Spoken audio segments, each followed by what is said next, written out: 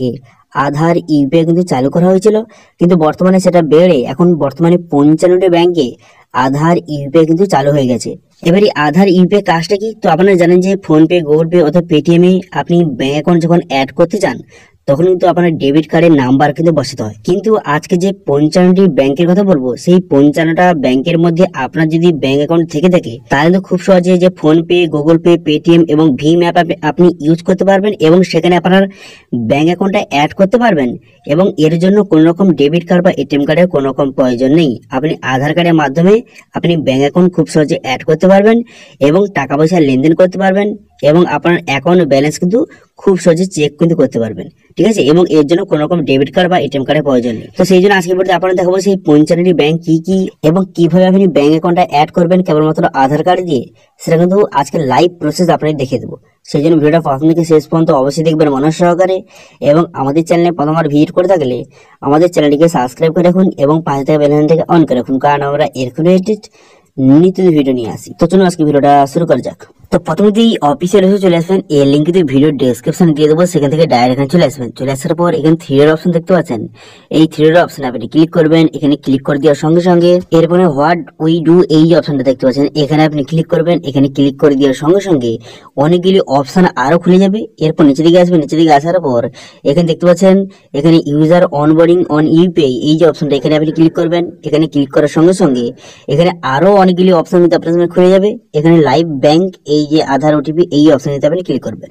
এই অপশনে ক্লিক করে দেওয়ার সঙ্গে সঙ্গে পুরো ব্যাংকের লিস্ট আপনার সামনে কিন্তু ওপেন হয়ে যাবে। ঠিক আছে, এখানে কিন্তু পুরো ব্যাংকের লিস্ট কিন্তু দেওয়া হয়েছে, এখানে খুব সহজে আপনি দেখে নিতে পারবেন। আগের ভিডিওতে বলেছিলেন যে 52টি ব্যাংক, এখন কিন্তু বর্তমানে আরো বেড়ে সেটা কিন্তু বর্তমানে 55টি ব্যাংক কিন্তু বর্তমানে লিস্ট কিন্তু এখানে চলে এসেছে। এখানে কিন্তু 55টি ব্যাংকের নাম কিন্তু দেখা রয়েছে। এর মধ্যে যদি আপনার যে ব্যাংক অ্যাকাউন্ট তার যদি নাম এখানে থেকে থাকে তাহলে তো খুব সহজে আপনি ফোন পে আপনি ইউজ করতে পারবেন এবং গুগল পে, পেটিএম এবং ভীম আপনি ইউজ করতে পারবেন এবং তার জন্য কোন রকম যে ডেবিট কার্ডের প্রয়োজন নেই, আপনি আধার কার্ড দিয়েও কিন্তু ইউজ করতে পারবেন। ঠিক আছে, তো সেই জন্য কিন্তু আপনার যেই অ্যাপটি রয়েছে সেই অ্যাপটি প্রথমে আপনি যে প্লে স্টোর থেকে ডাউনলোড করে নেবেন অথবা যাদের ডাউনলোড আছে তারা কিন্তু অবশ্যই আপডেট করে নেবেন। ঠিক আছে, অবশ্যই মনে করে আপডেট করে নেবেন।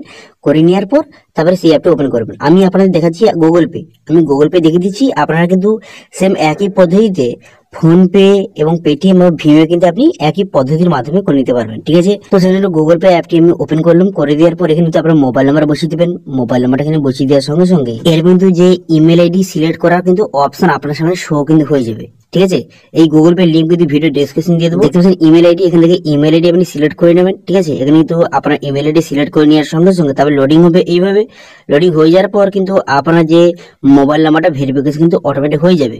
ঠিক আছে, তারপরে এখানে কিন্তু যদি আপনার আগে থেকে কোনো ব্যাংক অ্যাকাউন্ট অ্যাড করা থাকে তাহলে কিন্তু সেই ব্যাংকের অপশন আসবে, যদি না থেকে থাকে তাহলে কিন্তু এরকম অপশন আসবে।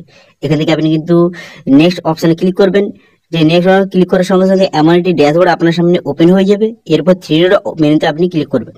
থ্রি ডট মেনুতে ক্লিক করার সঙ্গে সঙ্গে তারপরে এখানে কিন্তু আপনার সামনে একটি অপশন শো হয়ে যাবে যে ব্যাংক অ্যাকাউন্ট বলে একটা অপশন শো হয়ে যাবে। এই অপশনতে আপনি ক্লিক করবেন। এখানে ক্লিক করে দেওয়ার পর তারপর আপনি কি করবেন, এখানে কিন্তু যে ব্যাংক অ্যাকাউন্ট অ্যাড করা অপশন আছে, আপনি অ্যাড ব্যাংক অ্যাকাউন্ট অপশনে ক্লিক করে এখানে বিভিন্ন ব্যাংকের কিন্তু নাম দেওয়া রয়েছে। এবার আপনার সেই লিস্টের মধ্যে আপনার যেই ব্যাংকটা রয়েছে সেই ব্যাংকটা এখানে আপনি সিলেক্ট করবেন। তো আমি স্টেট ব্যাংক সিলেক্ট করলাম। করে দেওয়ার পর কন্টিনিউ বাটনে ক্লিক করার সঙ্গে সঙ্গে এইভাবে লোডিং হবে।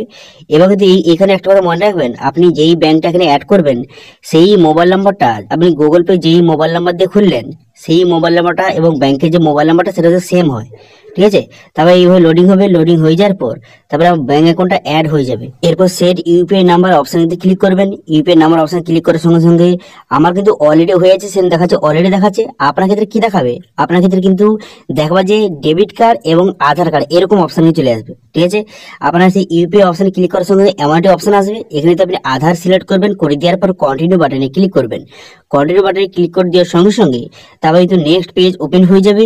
এরপর কিন্তু আপনাকে আধার যে নাম্বার আপনাকে বসাতে হবে। ঠিক আছে, আধার নাম্বার বসানোর জায়গা আসবে, আপনি কিন্তু আধার নাম্বারটা সঠিকভাবে কিন্তু বসিয়ে নিতে হবে। ঠিক আছে, আধার নাম্বারটা সঠিক বসিয়ে দেওয়ার পর নেক্সট বাটনে ক্লিক করলে তারপর কিন্তু যে আধার কার্ডে একটা ওটিপি যাবে, সেই ওটিপিটা আপনাকে বসাতে হবে এবং আপনার যে ব্যাংকের সঙ্গে যেই মোবাইল নাম্বার লিঙ্ক আছে সেই মোবাইলেও কিন্তু একটা ওটিপি যাবে। সেই ওটিপিটা বসিয়ে আপনাকে একটা 6 সংখ্যার পিন কিন্তু সেট আপ করতে হবে। ঠিক আছে, পিনটা সেট আপ করে নেওয়ার পর সেই পিনটা পুনরায় রিএন্টার করে আপনি সেভ করে দিলেই আপনার কিন্তু যে ইউপিআই পিনটা কিন্তু সেভ হয়ে যাবে। তো সিকিউরিটি রিজনের জন্য কিন্তু স্ক্রিনটা ব্ল্যাক হয়েছিল, আপনি যেভাবে বললাম সেইভাবে করবেন, আপনার কিন্তু খুব সহজে হয়ে যাবে। ঠিক আছে, এরপর কিন্তু গুগলের মাধ্যমে আপনি যে কাউকে টাকা পাঠান অথবা এখানে আপনার অ্যাকাউন্ট ব্যালেন্স চেক করুন, কোনো রকম সমস্যা নেই, আপনি খুব সহজে অ্যাকাউন্ট ব্যালেন্স চেক করতে পারবেন অথবা কাউকে টাকা পয়সার লেনদেন কিন্তু খুব সহজে করতে পারবেন এবং এর জন্য কোনো রকম এটিএম বা ডেবিট কার্ডের কোনো রকম প্রয়োজন নেই। আপনি কিন্তু আধার কার্ডের মাধ্যমে আপনার ইউপিআই আইডিটা সেট আপ করে নিলেন, এবার কিন্তু আপনি টাকা পয়সা লেনদেন করতে পারবেন এবং অ্যাকাউন্ট ব্যালেন্স কিন্তু